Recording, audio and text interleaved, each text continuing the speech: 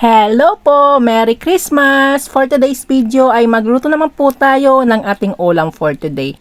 Pwede rin po natin itong panghanda ngayong Pasko. Meron po ako ditong kalahating kilong samsam at maglagay na po tayo ng sibuyas, bawang, pamintang buo, at ito pong dahon ng laurel. At maglagay na po tayo ng 1/2 teaspoon or 1 teaspoon na asin. At maglagay na po tayo ng tubig. 2 cups pong tubig ito pong linagay ko. At ito po ay papalambutin po natin.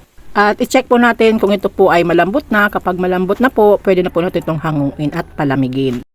I-off na po natin muna itong apoy at ito po ay isasalin na muna po natin sa isang lalagyan at ito po ay ating papalamigin muna.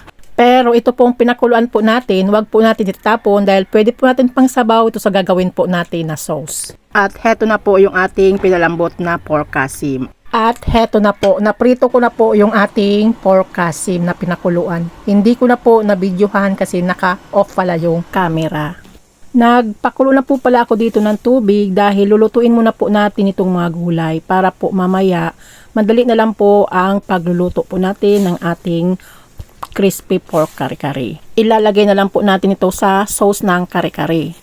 Konting minuto lang po ang pagluluto po natin ito para hindi po ma-overcook. At ito naman pong talong ay pinagprito ko. Mas masarap po kasi yung nakaprito po yung talong. At heto na po. Magluluto na po tayo ng sauce po natin sa kare-kare. Nagpainit na po ako dito ng pan at mainit na po yung pan kaya naglagay na po ako ng mantika. Kaya igisa na po natin itong bawang.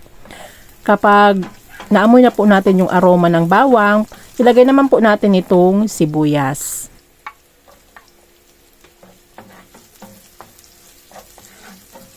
Kapag malambot na po yung sibuyas, maglalagay na po tayo nitong aswete powder.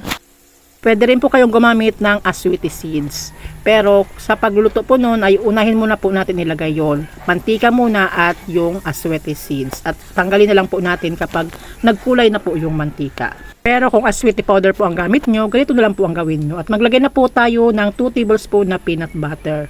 Sa pagluluto ko po ng kare-kare ay ganito po, ginigisa ko muna po yung mga sangkap.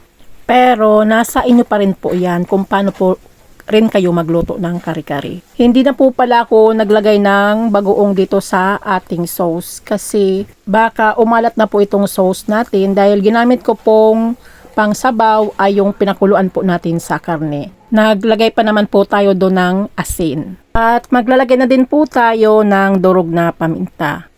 At pagkatapos po nating malagyan, ito po ay hahaluin natin para po magmix na po yung mga sangkap na linagay po natin.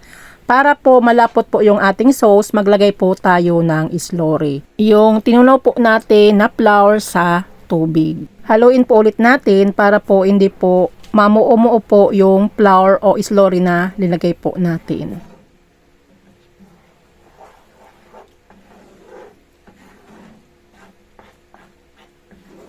Kapag ganito na po, malapot na, ilagay na po natin yung mga linuto natin na mga gulay. Ilagay na muna po natin itong okra. Sunod naman po natin itong pichay.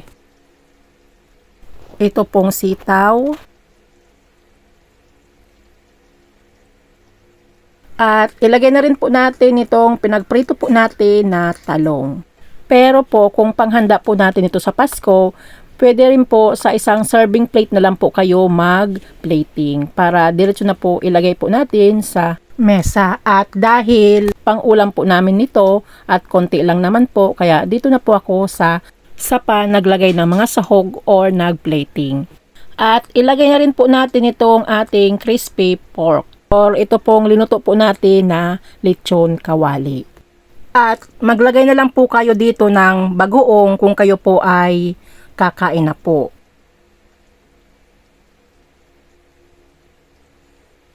At heto na po ang ating linutong crispy pork kare-kare.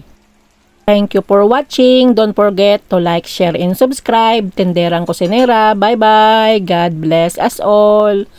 Merry Christmas po!